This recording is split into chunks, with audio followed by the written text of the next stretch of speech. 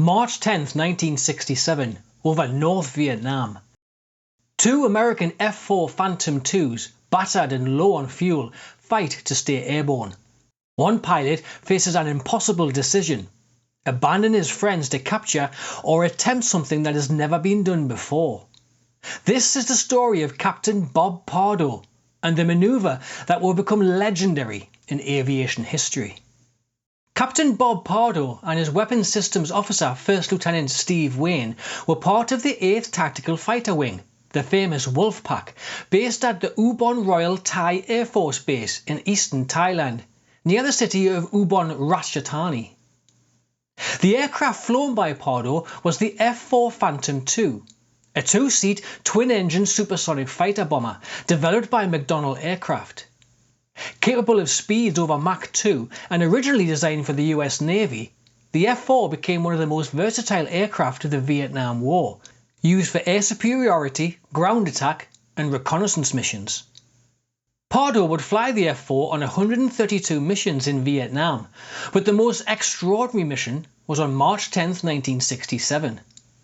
The mission, including the outbound and return flight, covered roughly 1,000 miles and lasted several hours, making it an extreme long-range operation from Thailand to North Vietnam and back.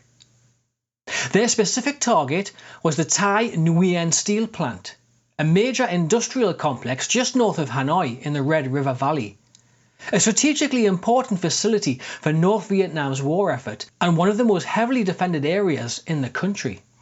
Flying alongside them were Captain Earl Aman and his backseater Lieutenant Bob Horton. As the formation approached the target, anti-aircraft fire erupted from below, a deadly curtain of steel and flame rising to meet them. The crews could feel the shockwaves buffeting their aircraft as shells exploded nearby, each burst a reminder of how deep they were in enemy territory and how precise the defences protecting the Thai Nguyen Steel Plant had become. Both Pardo and Aman's Phantoms took hits as they fought their way out of the target area, the sky still alive with tracer fire and smoke. Aman's jet suffered the worst damage, its fuel tanks shredded, leaking fuel rapidly and leaving a shimmering trail behind them. His warning lights flickered and gauges began to fail. Pardo's F-4 was also hit, but remained flyable, though several systems were degraded. As the formation turned to run for home, communication between the crews stayed calm and professional despite the rising urgency. It soon became clear that Aman would never make it to the tanker waiting over Laos. As his fuel levels dropped to near zero, his only option was to eject over enemy territory. Ejecting over North Vietnam meant almost certain capture, or worse. The dense jungles and heavily patrolled countryside below offered little hope of evasion. Prison camps like the infamous Hanoi Hilton awaited captured airmen, where interrogation and brutal conditions were common. Pardo, flying beside his wingman, could not accept that fate and felt a deep responsibility for the men in the other aircraft, knowing that their chances of survival depended entirely on his next decision. As Pardo later recalled, "How can you fly off and leave someone you just fought a battle with? The thought never occurred to me." Instead, he decided to attempt the unthinkable, to push Aman's crippled aircraft out of North Vietnam and into Laos. It was a plan that defied logic and risked his own life, but Pardo knew it was their only chance. In a sky filled with danger and dwindling options, he drew on every ounce of his training and instinct, preparing to attempt a manoeuvre that had never been tried before.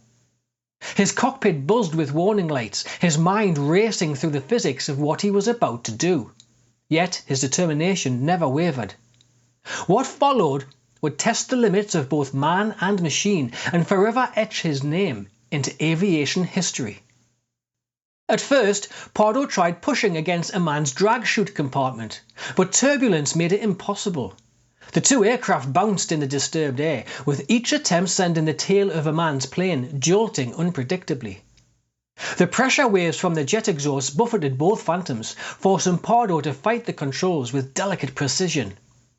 He tried adjusting his speed, angle and distance several times, hoping to find a pocket of calm air. Despite the danger of collision and the strain on his damaged aircraft, Pardo persisted, demonstrating the calm skill of a combat veteran under unimaginable pressure. Then he remembered the F-4's naval origins. It still carried a heavy-duty tailhook. He ordered Aman to lower it.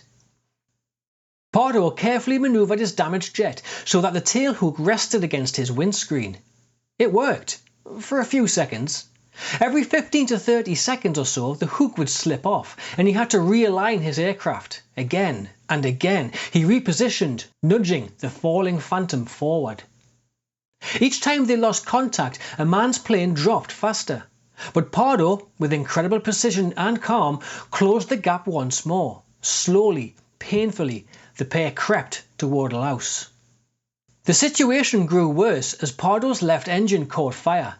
He shut it down, restarted it, but it caught fire again, filling the cockpit with warning lights and alarms. The smell of smoke and the heat from the burning engine pressed in around him, but he kept control, refusing to abandon the effort. With only one working engine left, he continued pushing his friend's aircraft for nearly 88 miles, adjusting throttle and trim to maintain contact through turbulence, all while fighting exhaustion and the growing realization that his own fuel was almost gone. Finally, they crossed into Laotian airspace.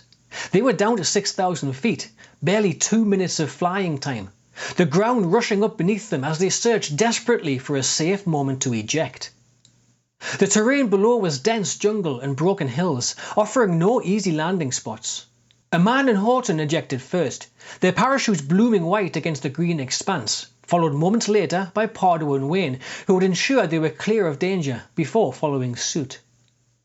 The four men drifted toward the jungle canopy, bracing for impact and the uncertainty that awaited on the ground.